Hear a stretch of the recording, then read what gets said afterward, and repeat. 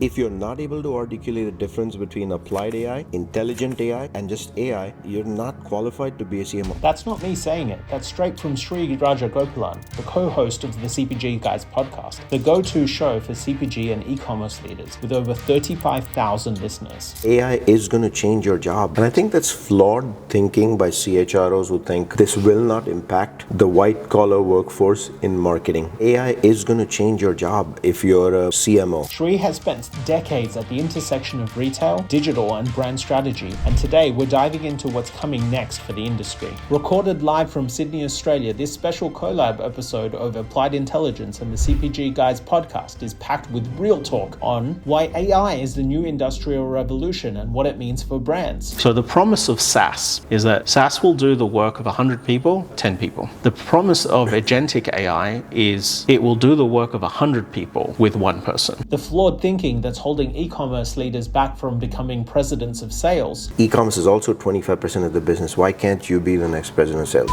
And the answer is actually very simple. And the fundamental shift in how media, retail, and talent must evolve and do it fast. The focus of my product is on the media execution side. So your whole media arm could be run by one super brain human plus the software. AI isn't just another shiny buzzword. It's already reshaping the way CPGs operate. And the ones who will win big.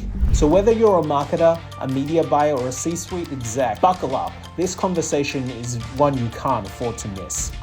Welcome everybody to the Applied Intelligence and CPG Guys podcast. How about that, man? Yeah, about that. Where? Well, Sydney, Australia. And welcome to my hometown. I must say, this is my fourth time, 4 years in a row, because we're in 2025 now. On the CPG podcast, and do you know what number 5 means? What does number 5 mean? The famous Letterman jacket. Oh wow! I can't. We're one away. We're one away. So hopefully we'll make that happen soon. Well, I have the T-shirt, so I T-shirt is after 2, but the Letterman jacket is after 5. Only 3 have it. Oh, Liz Buchanan from Nielsen IQ. Okay. Christy Argillan, who was first to receive it. Okay. And there's only one other mystery person. Okay. And we will be revealing that in the next 4 weeks. Okay, can't wait. I would love to be the 4th person on that list. So welcome to my hometown. And this is also the 3rd continent. I've always waited to say something when I got to Sydney, Australia, and let me see if you can guess what it is. Okay. 8635 Sherman Way, Sydney, Australia. What is it? I don't know.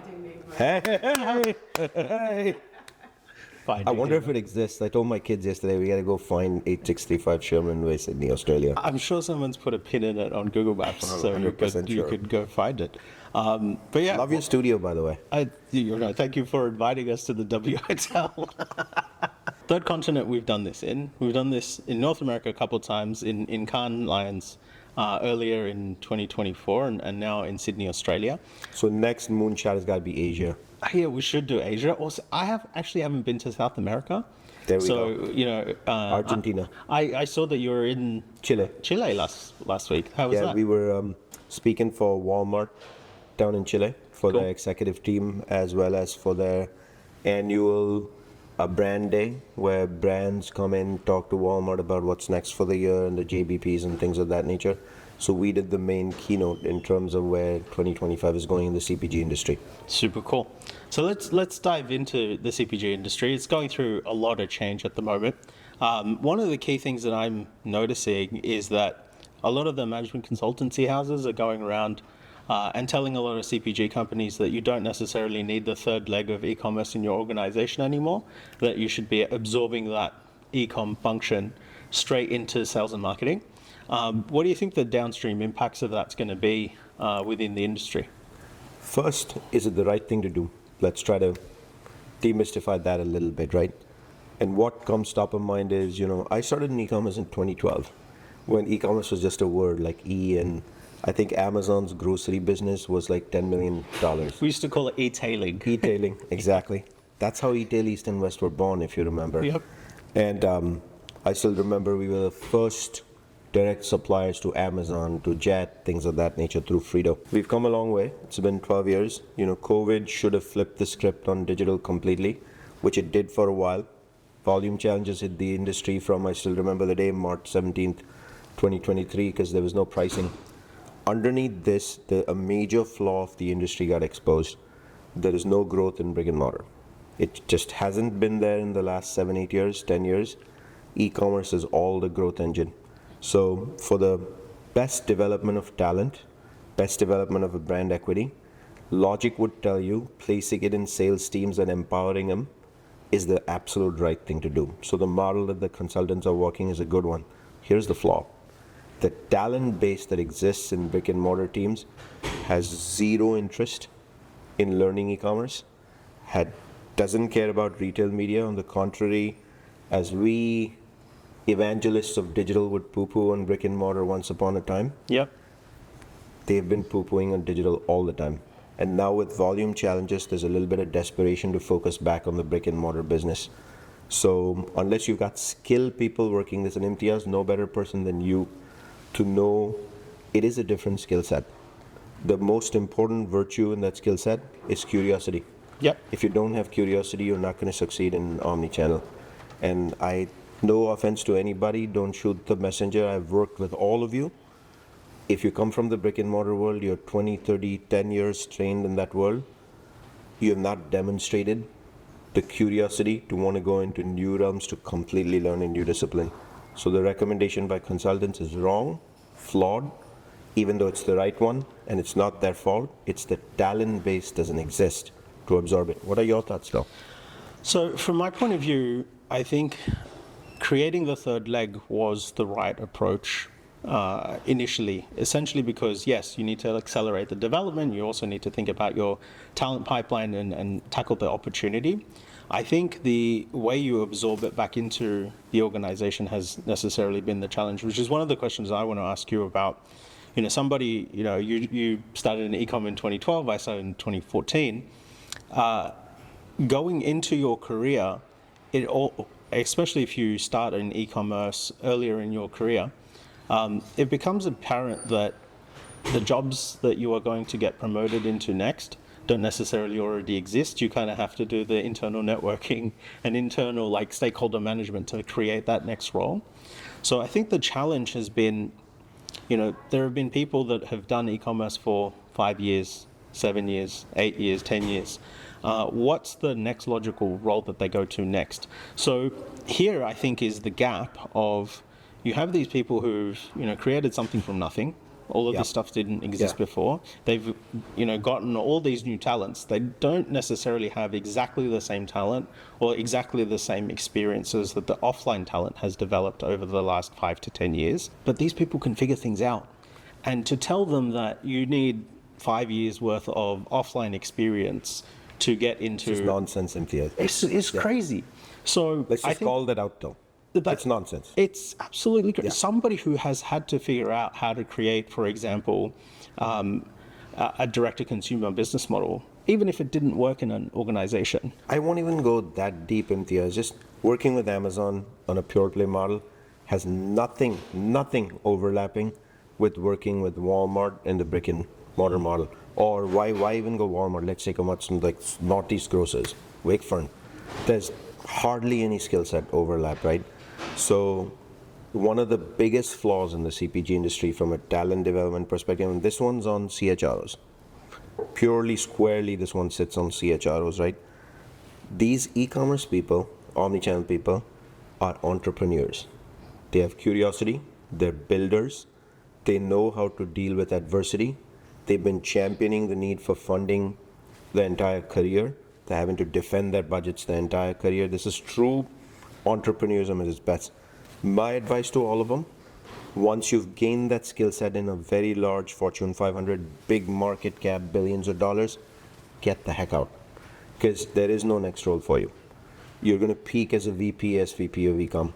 And then you're not going to be the next president. I'm going to explain why, Imteaz. Of course, many of you are going to look at me and say, that's not true, you were the head of sales for General Mills, right? Mm-hmm. But I'll be the first one to tell you and admit, John Nudi hired me into General Mills. I think he took a risk. And he said, you are my guy. I want you to run sales. It was COVID. They needed the skill sets of omnichannel bought in and infused into the organization. If COVID hadn't happened and that hadn't happened, I doubt General Mills would have hired me I don't think General Mills, this is my personal opinion.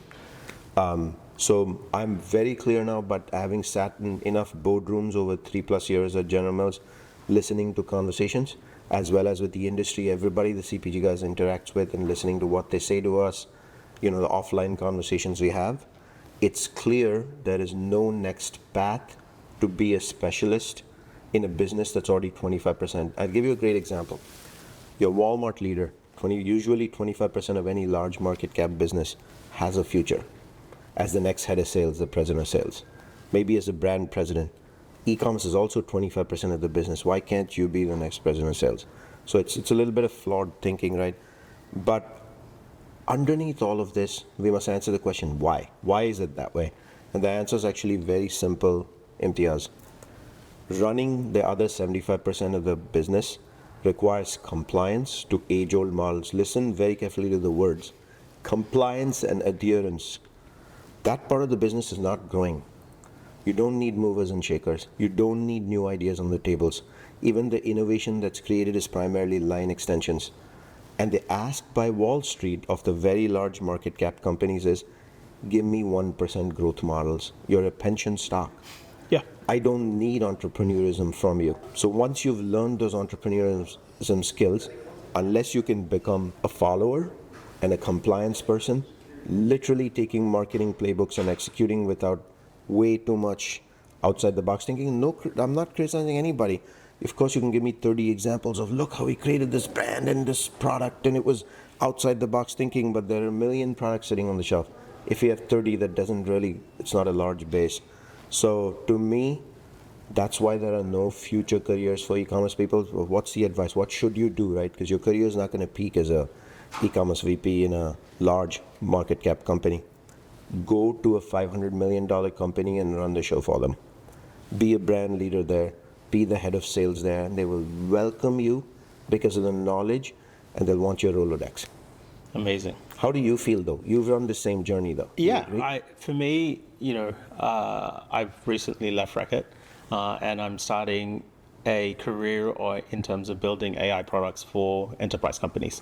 So, looking at how AI is significantly accelerating the development of not just software, but the way in which we're doing work. For me, it's an exciting opportunity and right at the right time. So, Reckitt gave me an amazing career in learning all of the things that you talked about. Having Entrepreneurs. Yeah. No budget to do anything. Beg, borrow, stealing from every relationship I've ever had. Justified.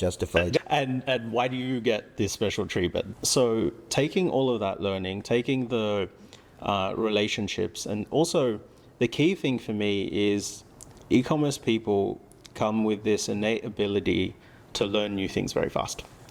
And I think with this new way of AI technology, generative AI technology that's coming online, the way that we will do work in CPG, in enterprise companies, is fundamentally about to change over the next 12 to 24 months. We're not even talking 5-year cycles anymore. And I think that's flawed thinking by CHROs who think this will not impact the white-collar workforce in marketing, which primarily runs warehouse brands. AI is going to change your job if you're a CMO. 100%. You have to know what AI is in the first place to be a CMO. And I'm so sorry, don't hate the messenger. In 2025, Jan 2nd, when we recorded this, if you're not able to articulate the difference between applied AI, intelligent AI, you probably know 10 other forms of AI, and just AI, you're not qualified to be a CMO. I'm sorry, that's a reality we live in.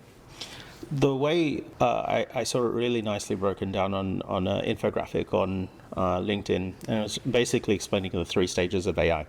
The first one is pure automation, the second one being AI-assisted workflows, and the third one being agentic AI. So let me explain and give you examples on each one. Tell us about your product as well and how it plays in all 3. Sure thing. So the first part of it is automation. A lot of existing software companies or existing SaaS companies are moonlighting that they have AI, but it's not really AI. So automation is basically taking specific tasks and using software to execute them for you. So a very basic example of that would be in media, it would be day parting. So if you're spending, $5,000 a day on a particular keyword on Amazon, instead of spending all of that money in the first hour or first couple of hours in a day, day parting would break that budget up for you on an hourly basis to ensure that you have the most efficient spend and you're turned on all 24 hours a day rather than exhausting your budget very quickly. So that's just pure automation. That's not AI.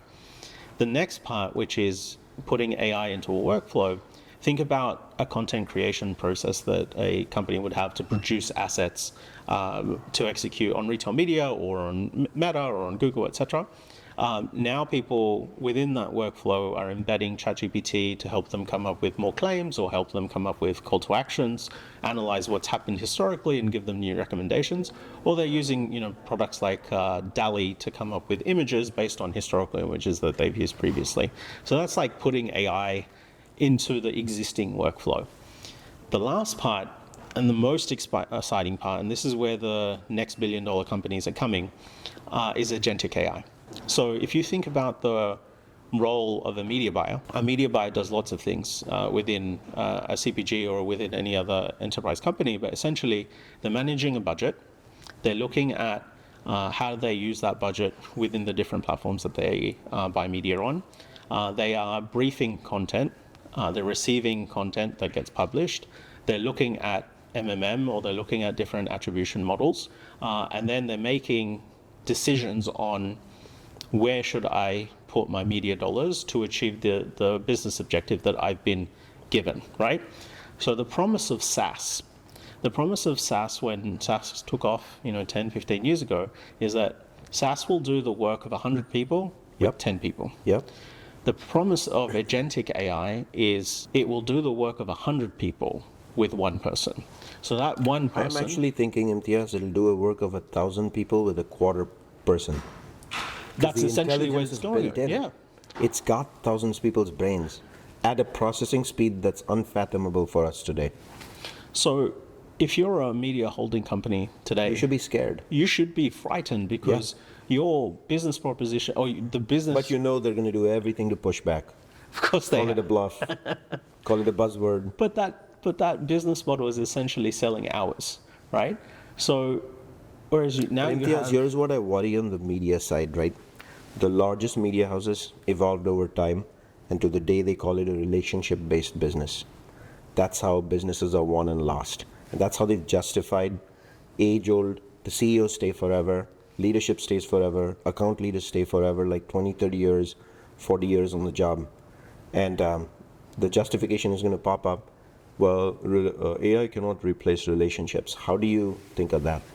So I think AI can do all of the work.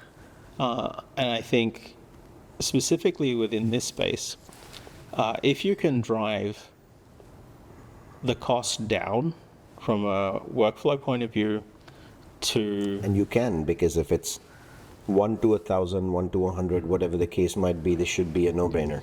So the companies that do that first, which is essentially what I'm trying to build right now... How do the CPG guys become part of that is what I want to know. Well, essentially what I'm trying to achieve here is to do all of that work, which I know is 90% process-driven, which machines can do better. There's about 10% of that work that is currently strategy, which I don't trust the AI to do completely as yet. It can be trained in that, and it will be trained in that, but... That's only a matter of time. We're talking months, not years away.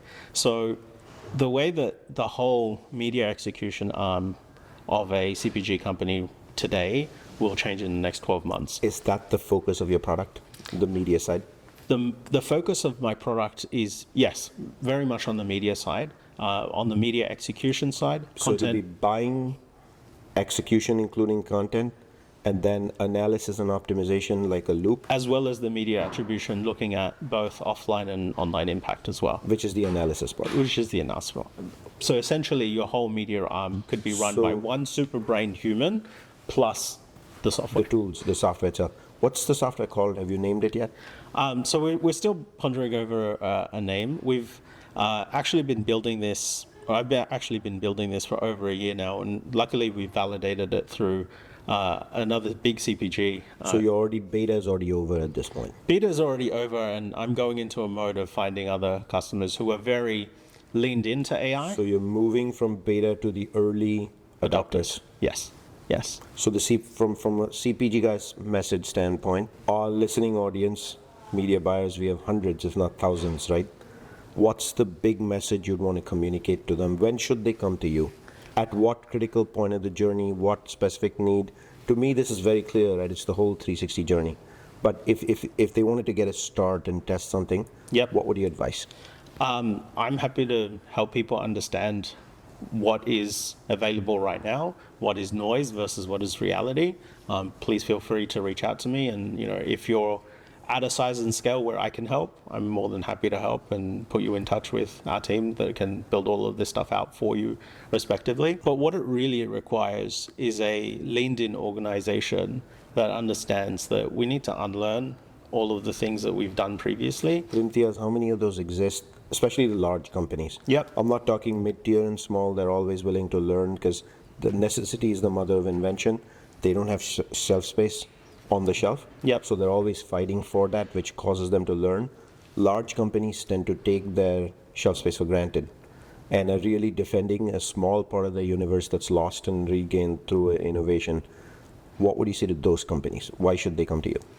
They need to come to me because, specifically from a media execution point of view, the software is getting smarter than humans, in the sense that the audiences that you need to now target are so small and they need to be talked to in a completely different way.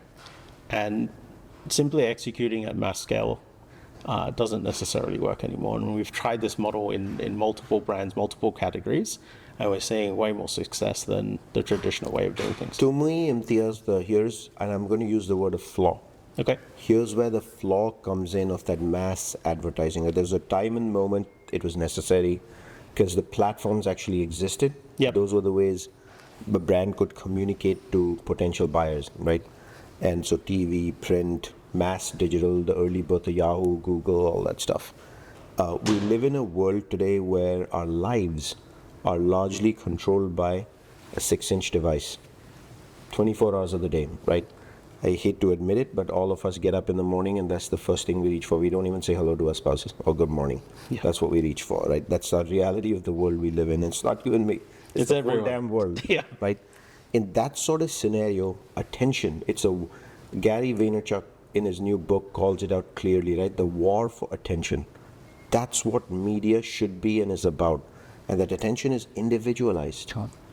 Mass doesn't work at the individual scale. Because what do people do when they see mass stuff? Swipe. But if it's engaging to the individual, and so Facebook started understanding this with algorithms to give you content that you wanted. Pretty much all platforms, TikTok is one of the best you can possibly think of. So personalization is required. You cannot achieve personalization without the help of AI and a tool. Of course. It's not doable, and I'm not sure most senior marketers, SVPs of brands, CMOs, they're ready for this change in the world that's coming with AI. And to me, the whole reason behind it is again, I'm not taking digs just because I'm not in corporate America and I can have fun with this. I mean it from the bottom of my heart. They're trained via Marketing 5104, Philip Kotler's book that says the 4 Ps are the only thing that matter. And that's the brand playbook you have to build. You're living in a world now where some of those Ps don't even matter when you're online, and the war for attention. What do you think?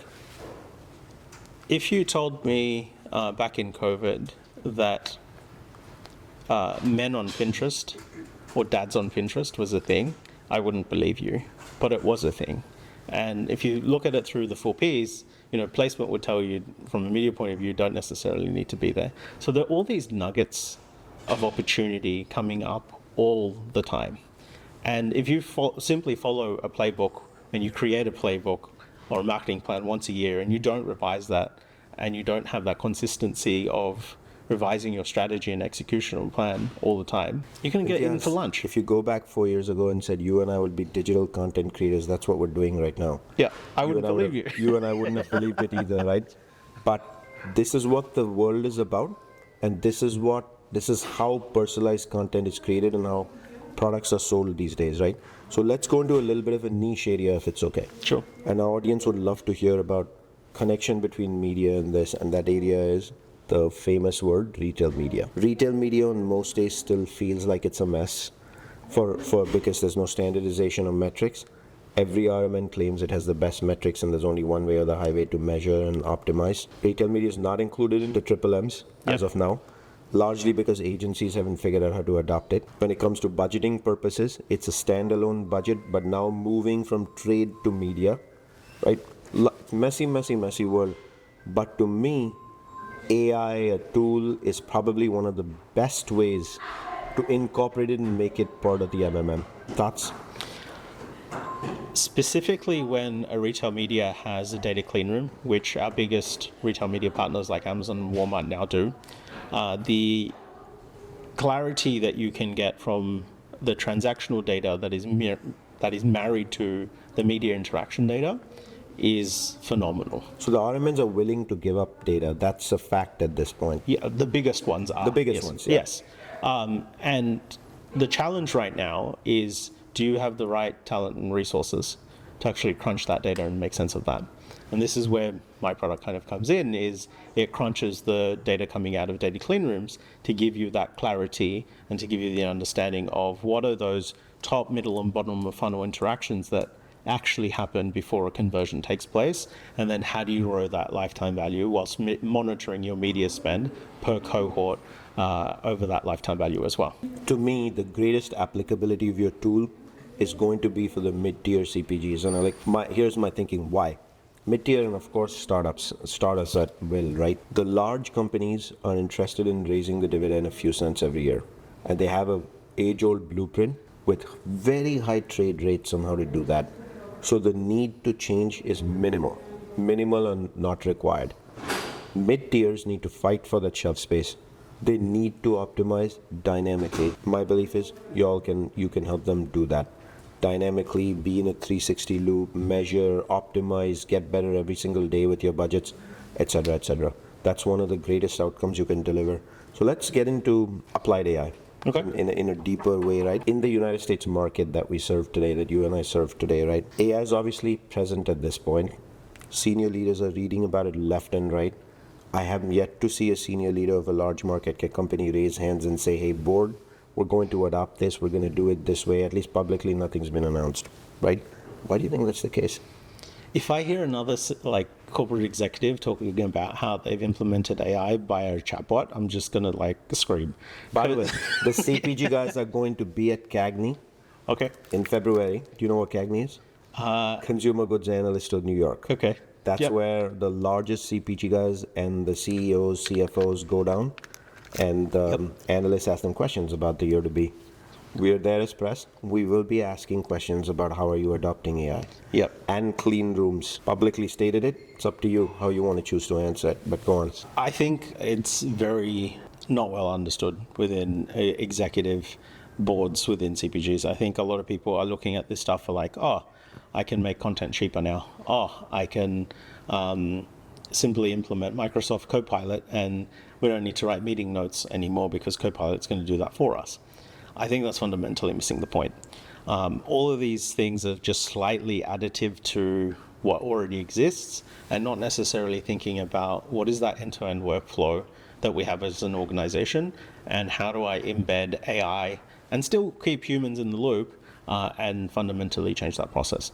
So one of the things I worked on was, and I was running a sizable content team, is instead of being able to produce 100 assets per week, we were looking at how do we scale that to 1,000 assets per week without increasing the size of the team, but at the same time improve content effectiveness. So it wasn't just about let's just produce more assets because there's generative AI. What's the use of that, yeah? It's also about how do I ensure that the conversion of each asset that I produce converts better than the old one. Must deliver, basically. Yeah, at a baseline, it needs to deliver the same conversion, but ideally deliver more. So what we were thinking about is not necessarily just telling our designers, we don't need you anymore, but essentially telling them, hey, through retail media, through data clean rooms, we have all of these signals now telling us which creatives actually work, and within those creatives, which marketing claims actually work,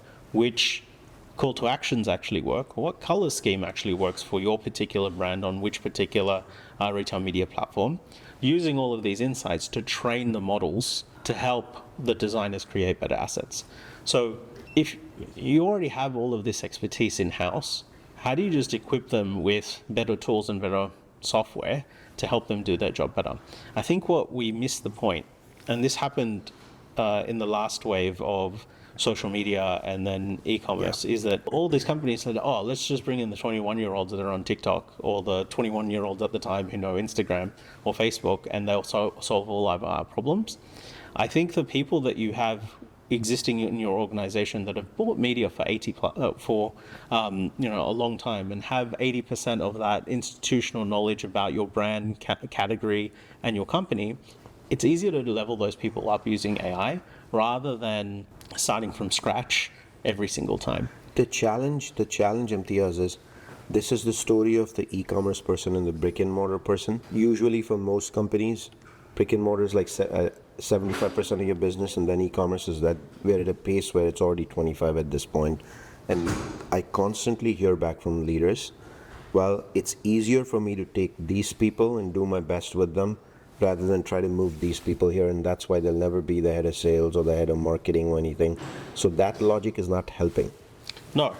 And there's an inherent tension there as well, right? Because you fundamentally have to change the way that you do things, and people are usually set in their ways.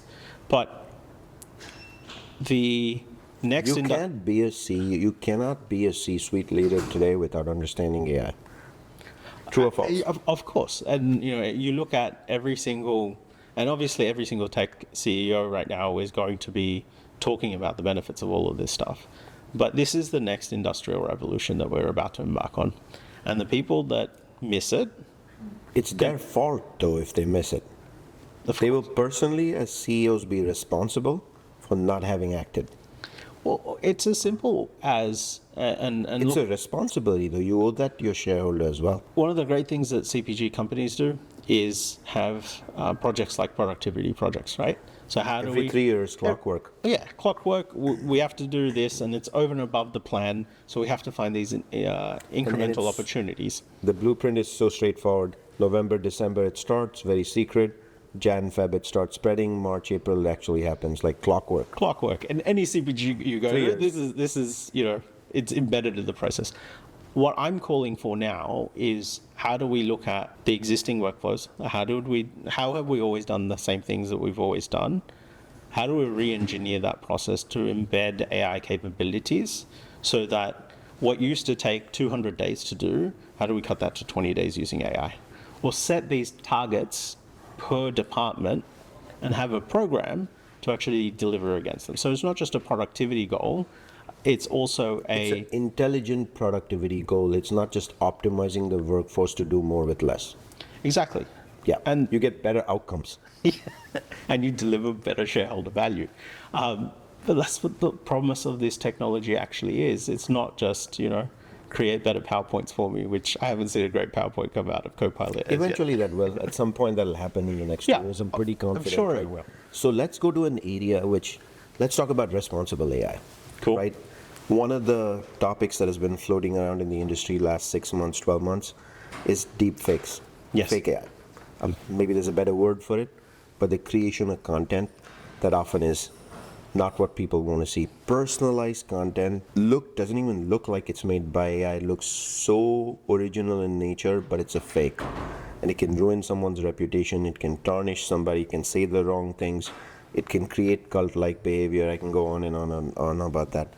How does the CPG industry govern AI so we minimize the sort of fake AI and focus on responsible AI? Doesn't there need to be a governance body set up ASAP? Maybe Imteaz can do that too. Yeah, that's a very great product to think about as well.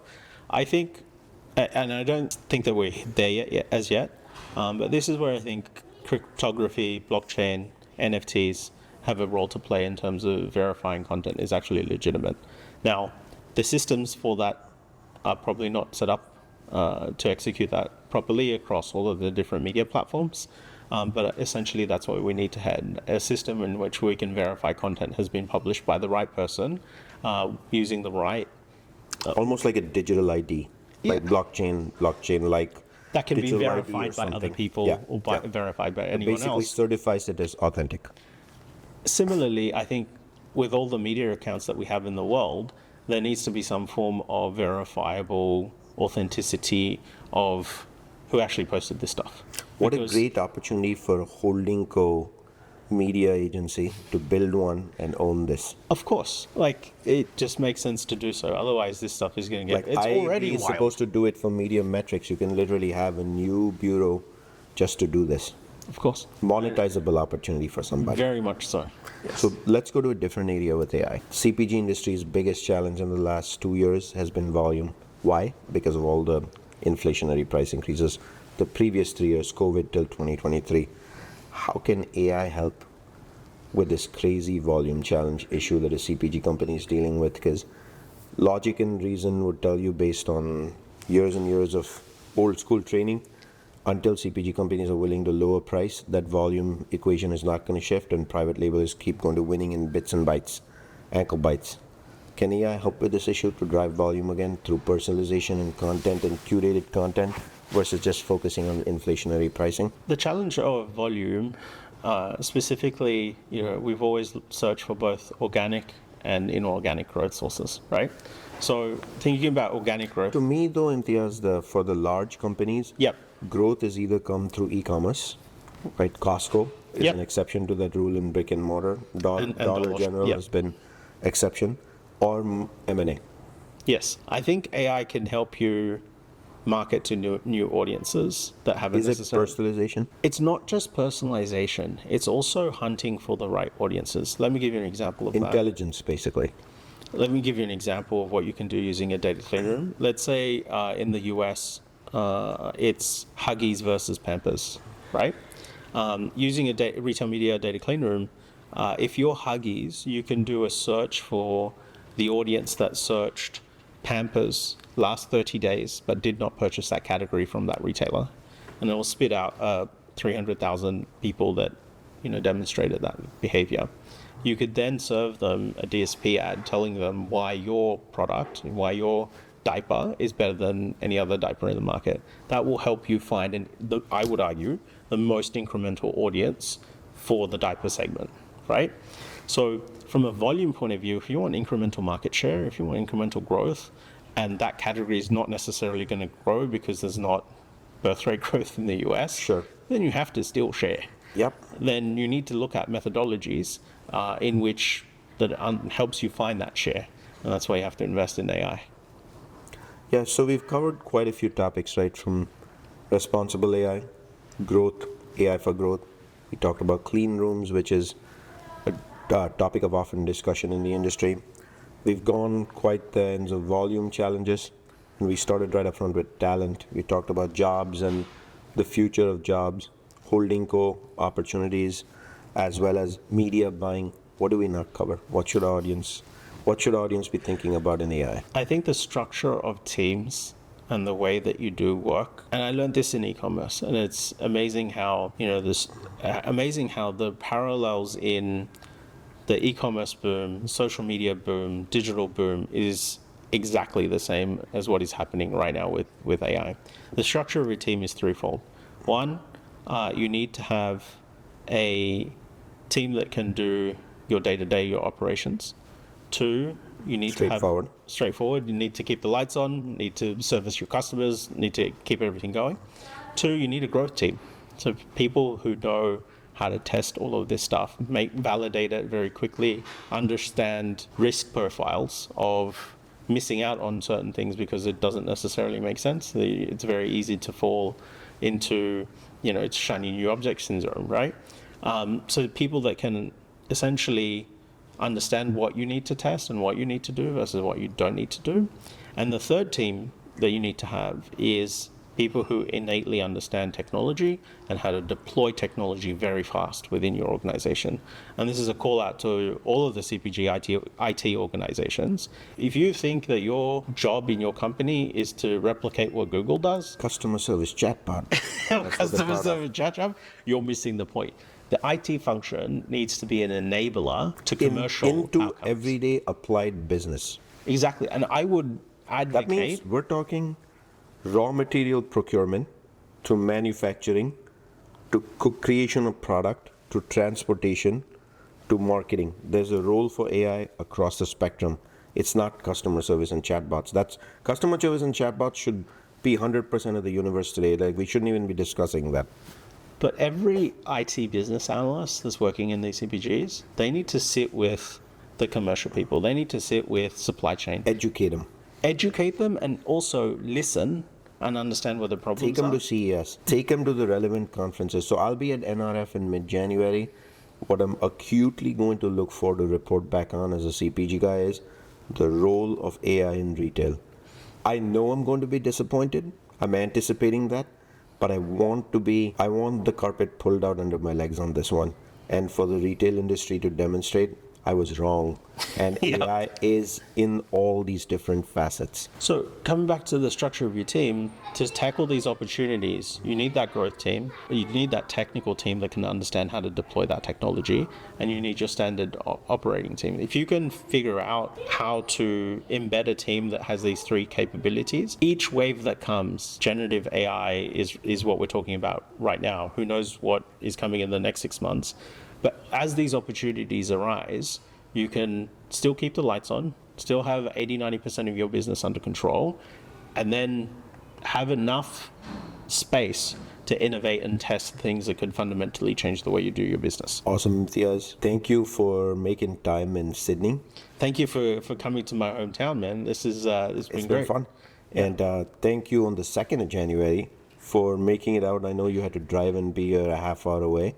And I sincerely appreciate that you made time, came. I was not going to miss the opportunity to meet you in person and do a podcast episode. So I'm glad we were able to work it out. So sincerely, thank you. I will talk to our audience for a second here. A reminder to all our audience that if you want to, just like Imteaz, if you want to be on the show, get in touch with us at contact@cpgguys.com if you think you or anybody in your company has something to contribute to this wonderful industry that has given us so much. To all our fans, especially our LinkedIn fan base, growing by the hour, by the day, we can't thank you enough for your clicks, likes, DMs, meeting us at conferences, shooting podcasts, just like Imteaz did with us today, and for all the love you give us and have grown CPG Guys to over 450 episodes. I can never say thank you. Imteaz, anything from your side, man? Thank you for being on Applied Intelligence podcast, Sri. It's an honor to be part of a community of people that really care about the industry and care about the development of the industry, and more specifically, the support that you guys give to people who want to make a difference. It's very cool. Imteaz, let's not make it a one and done here. AI is probably the most transformational capability to hit this industry in a long time.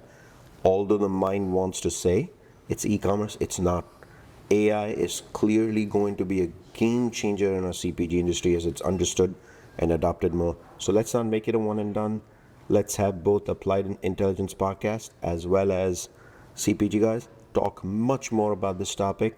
At the end of the day, Imteaz, you and I seek the same thing.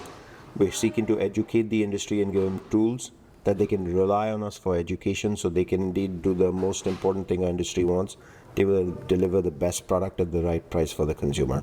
So I look forward to us engaging more, curating more content, really demystifying this topic more. Hopefully the next time we're speaking, let's talk about your product. Sure. All the different elements of the product, the capabilities. By then, my guess is you've already moved away from beta mode, as we said, into early adopter mode, and maybe you can talk about what that early adoption looks like. Super cool. And on that next episode, I better have my jacket ready to go. That will be your number 5. Hallelujah, hallelujah. Perfect. Thank you so much, Sri. Thank you. With that, it's a wrap of this episode of the CPG Guys. Thank you so much.